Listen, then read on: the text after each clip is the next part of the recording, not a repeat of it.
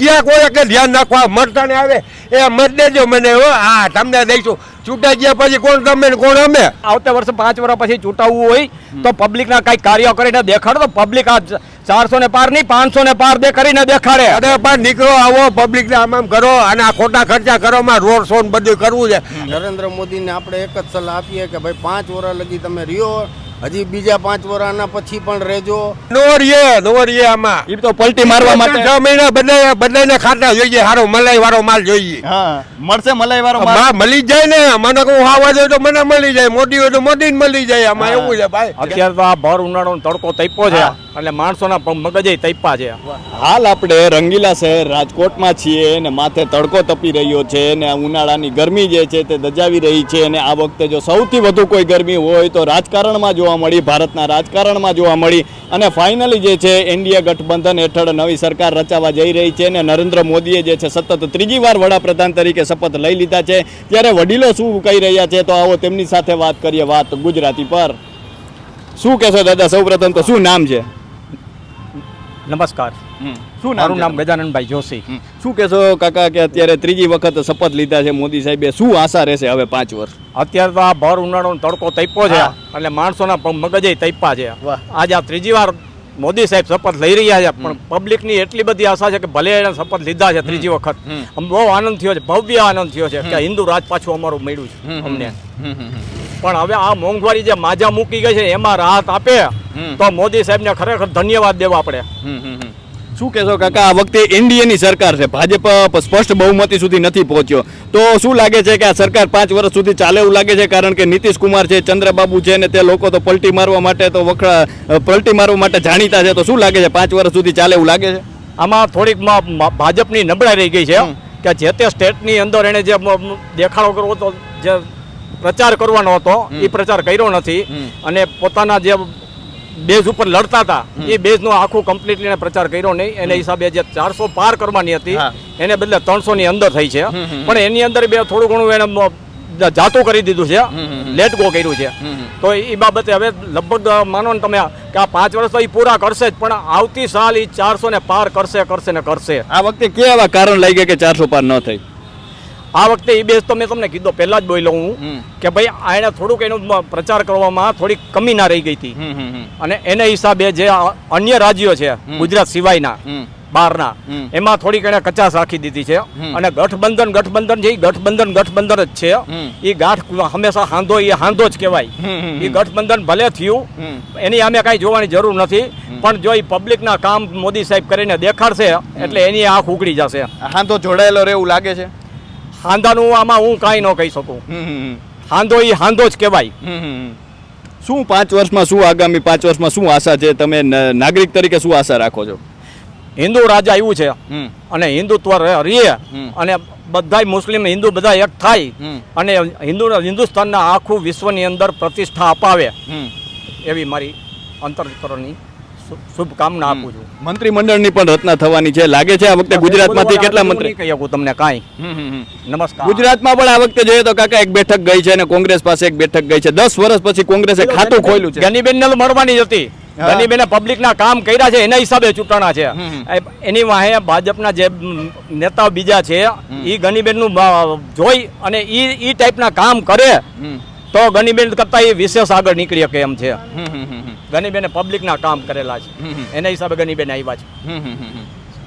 અને રાજકોટમાં પણ પરસોત્તમભાઈની જીત થઈ છે. પરસોત્તમભાઈને આ વખતે મંત્રીમંડળમાં સ્થાન નથી મળ્યું, શું લાગે છે? પરસોત્તમભાઈ ખાલી એકવાર દેખાય છે વરમાં હું 5 વર્ષમાં ચૂંટણી બહાર ડિક્લેર થાય કે ધારાસભાની હોય કે સંસદની હોય કે લોકસભાની હોય XYZ ત્યાં રૂપાલા સાહેબ દેખાય છે. બાકી રાજકોટની અંદર કઈ એના પગલા હોતા નથી. આ કચાશ છે ભાજપની કે પબ્લિકના પ્રશ્નો માટે આવવું પડે રાજકોટમાં કે જ્યાં ત્યાં જે તે સ્થળે જવું પડે તો પબ્લિકના દિલમાં વસવા માંડે.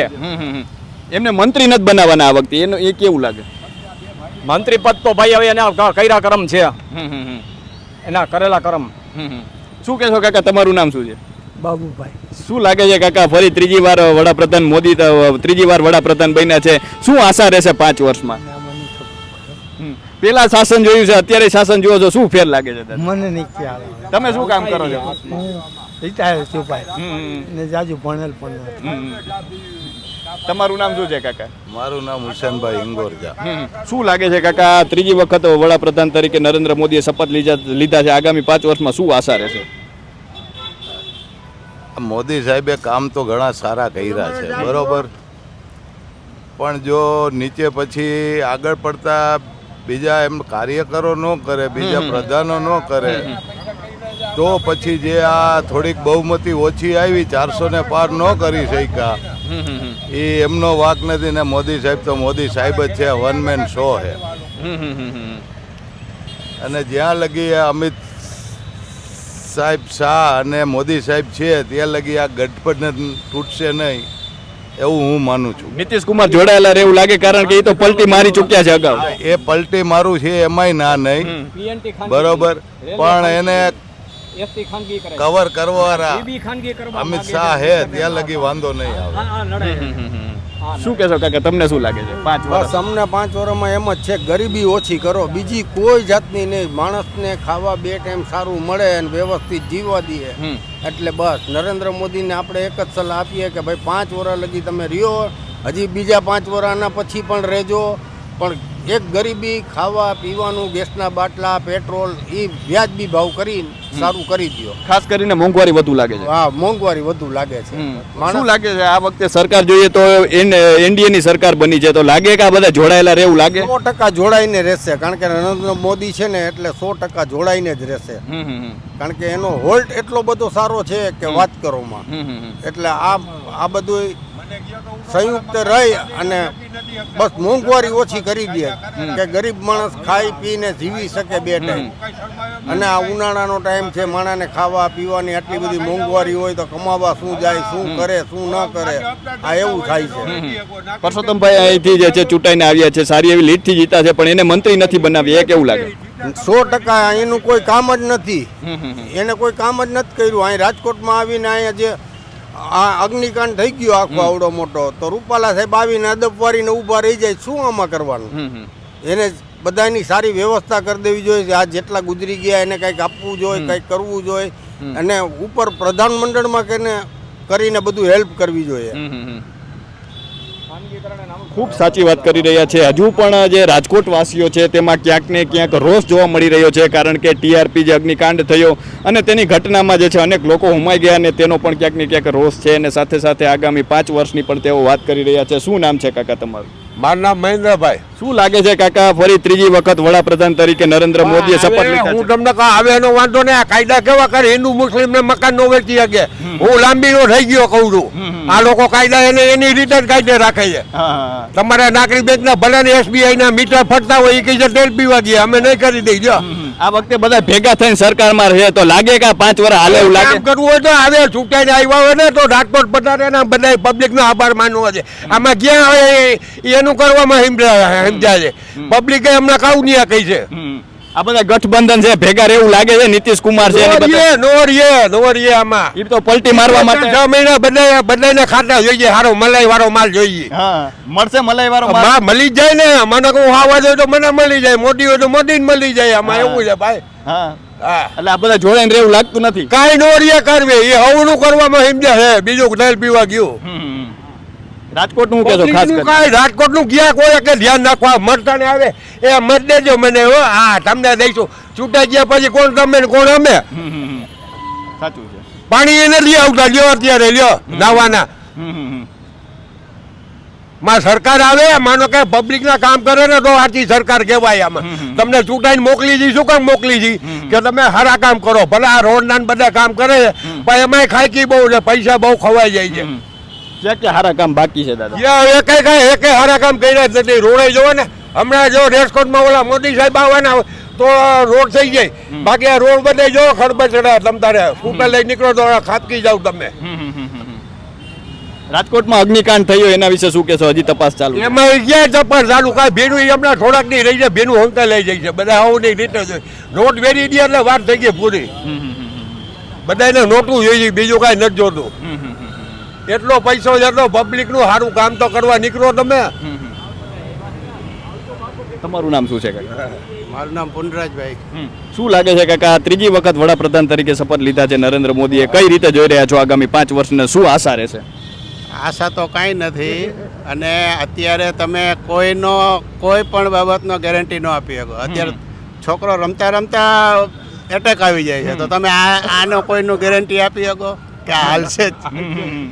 એટલે કોઈ ગેરંટી ન આપી શકાય અને એ બધા પોતપોતાનું કરવામાં હંજા છે, બીજું કોઈ. એનડીએની સરકાર છે, નીતિશ કુમાર છે, નીતિશ કુમાર પલટી મારવા માટે જાણીતા છે, તો લાગે છે કે 5 વર્ષ સુધી જોડાયેલા રહેશે એનડીએ સરકાર? કોઈ ન રહે. આજે 5 વર્ષ એની સરકાર હતી તો 5 વર્ષમાં ડખા થતા હતા, તો પછી આ બીજા એ નહીં હાલે જ નહીં. વિપક્ષ આ વખતે જોઈએ તો વધુ સીટો આવી છે. વિપક્ષ આ વખતે ગયા વર્ષની સરખામણીએ મજબૂત બન્યો છે, તો શું લાગે, શું આશા રહેશે વિપક્ષ પાસે? શું આશા રહેશે? પક્ષ જરાક એની રીતે મજબૂત છે એટલે થોડોક વિરોધ તો કરશે. એની પાસે શું આશા રહેશે? વિપક્ષને શું કરવું એ જોઈએ? તો શું છે, આજે સરકાર અમુક કાયદાઓ આ તે છે એ ખોટા કાયદા કરતા હોય તો એનો વિરોધ કરે, બરાબર છે. પબ્લિકને ફાયદો થાય એવા એક્શન લે તો એનો સહકાર મળશે, નહીતર વિપક્ષ તો વિરોધ જ કરવાનો. વિપક્ષનો મતલબ શું, ગમે એ કે એનો વિરોધ કરી કરવાનો. શકશે એટલો વિરોધ તો કરી શકશે ને. આજે એની 50% તો છે. શું લાગે છે કાકા, તમને વિપક્ષ પાસેથી શું આશા છે? કે ને હું તો કહું છું આ લોકો કામ કરે સારું, હવે પબ્લિકની મુલાકાત લેવા જ આવી જોઈએ. ચૂંટાઈ ગયા પછી કોણ તમે અરે પણ નીકળો, આવો પબ્લિકને આમ કરો અને આ ખોટા ખર્ચા કરવામાં રોડ શો બધું કરવું છે.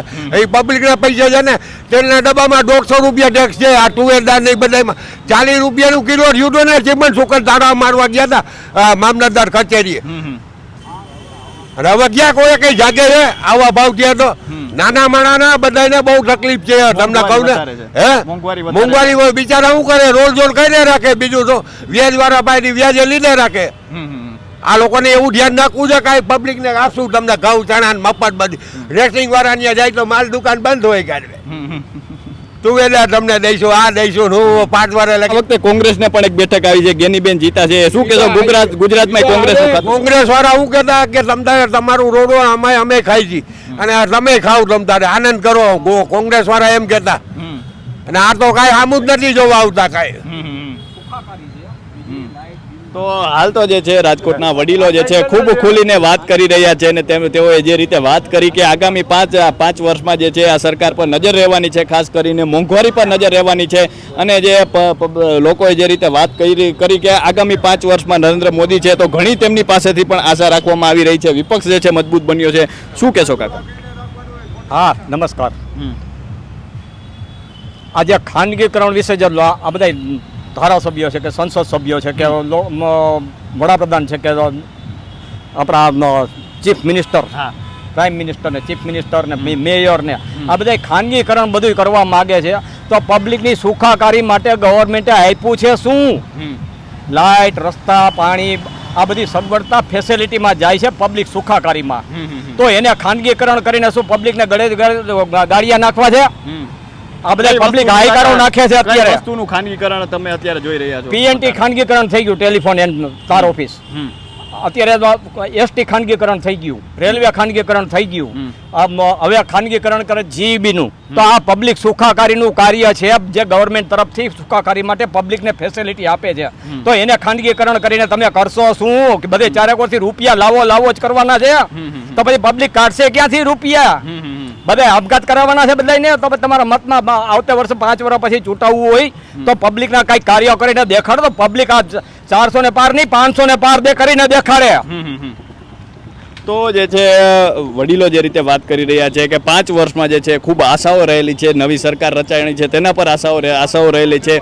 અને જે છે મોંઘવારી છે તે ક્યાંક ને ક્યાંક મુદ્દો જે છે હજુ પણ દેખાય છે. મોંઘવારી ઓછી થાય તેવી તેમની માંગ છે. તો અત્યારે બસ આટલું જ. ફરી મળતા રહીશું વાત ગુજરાતી પર.